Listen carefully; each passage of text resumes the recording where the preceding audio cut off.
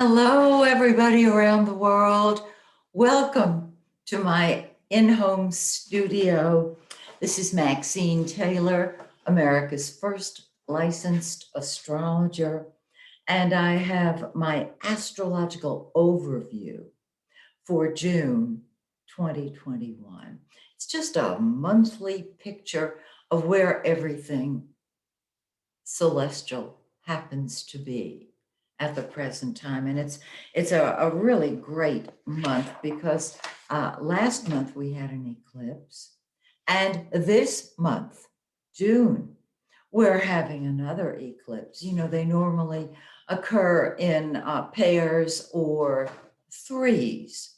And they make their presence known at least a week ahead of time.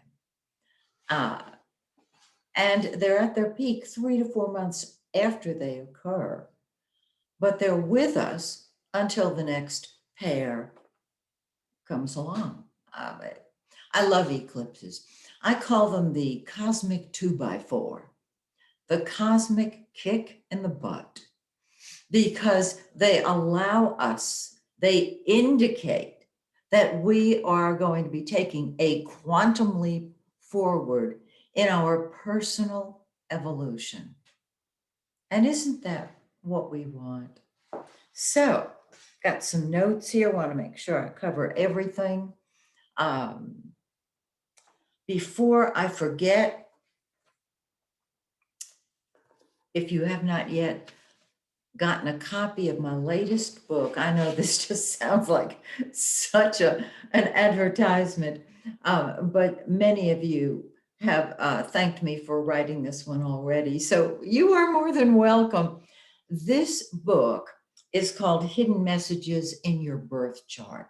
Our programming, the programming we got when we were little kids from the authority figures in our lives, determine the rest of our lives, the rest of our life. And so, of course, that programming is visible in our birth chart. This is an update of a book that I wrote several years back called Hidden Messages. I know it's an original title, but I hope you enjoy it. It's going to show you how to interpret your birth chart and other people's birth charts on a deeper level, perhaps, than you have before.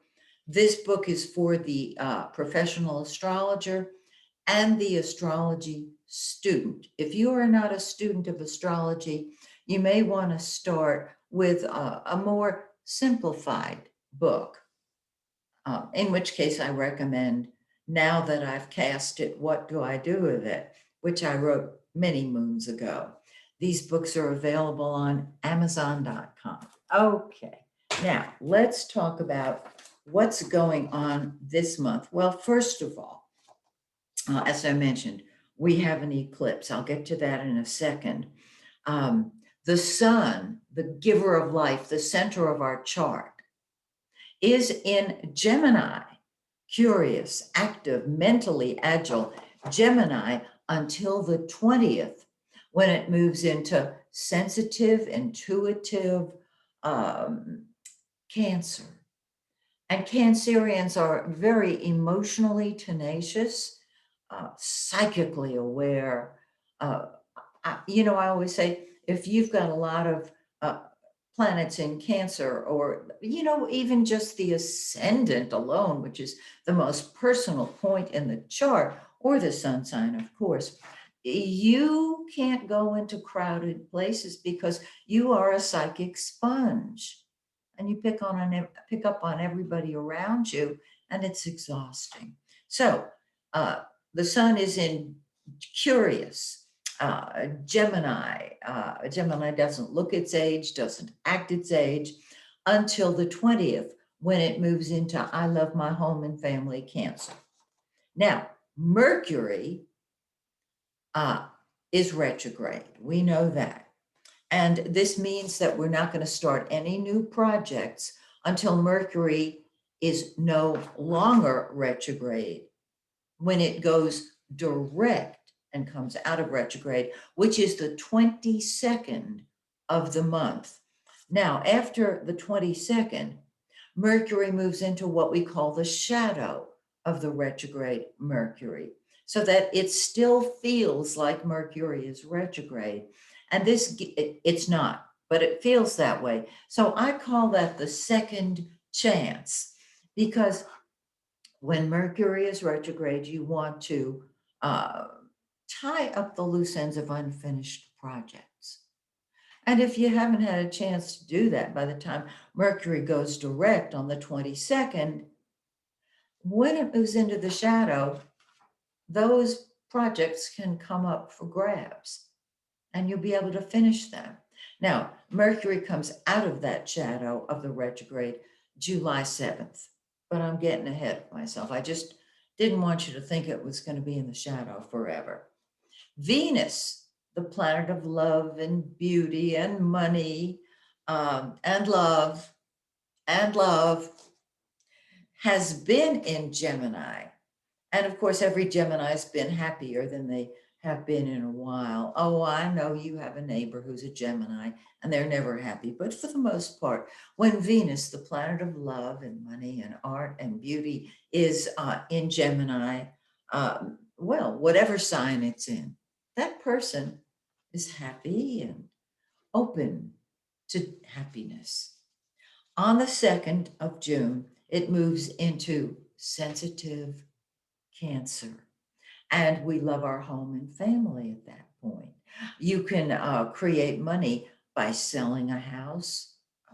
You can move into a new one, or I should say, you could move into a new one if Mercury were not retrograde. Remember, we don't want to start a new project, and a move is, sure enough, a new project.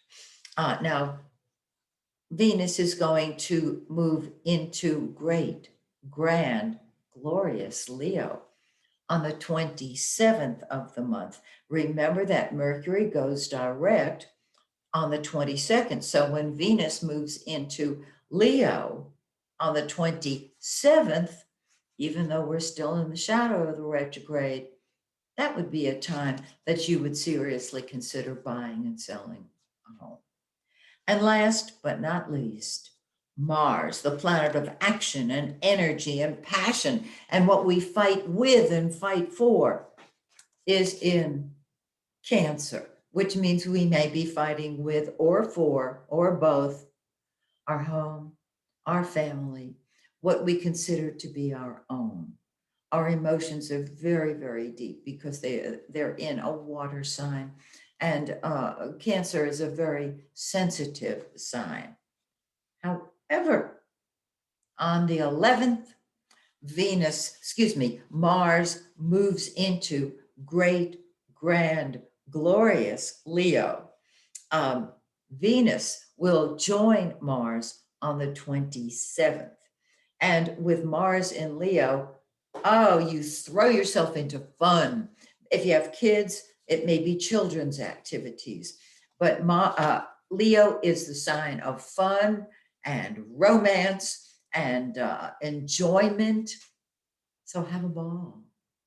Now, we have a new moon, which is a solar eclipse on June 10th.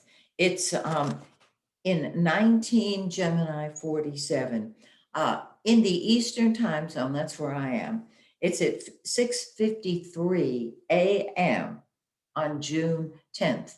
Convert that to your time zone and you'll know where this eclipse and when this eclipse will happen. You'll know it's in 19 Gemini 47. Find that in your birth chart and allow a 5-degree orb. And this is what is activated in your birth chart. And if an eclipse sits on your sun, your moon, or your ascendant, it is a new life eclipse. Allow maybe a little more than 5 degrees. Or if it sits right on the sun, the moon, or the ascendant, this is not a new chapter, it's a whole new book. And what I have seen is that these new life eclipses can continue and continue and continue for a year or more. I know I've lost everybody. Everybody's looking at their birth chart now to see if they have a new life eclipse. Go ahead. Um, it's very exciting. 2 weeks later, we have a full moon. And I'm, of course, going to be having my virtual full moon ceremony. If you haven't seen it, if you haven't attended it, it's online. It's free of charge. If you're not on my mailing list, just go to my YouTube channel, Maxine Taylor Astrologer, because I posted there, and it's beautiful. I've done it for, oh my word, years and years and years. And I help you find and create what you really, really, really want in your life. There's a simple technique I use, and I share it. Again, it's free of charge. This full moon is on June 24th. It's in 3 Capricorn 28. Let's just say 3 degrees of Capricorn. And here in the Eastern time zone, it's at 2:40 p.m. Eastern Daylight Time. So whenever we have an eclipse, things are exciting. And remember, even if it's not a new life eclipse for you, 3 to 4 months after an eclipse, it is at its peak. And you don't have to do anything except see what it's saying. Look in your birth chart. I will give you the interpretation based on your solar chart. You look at your birth chart, combine the two, and dear friends, you have the whole picture.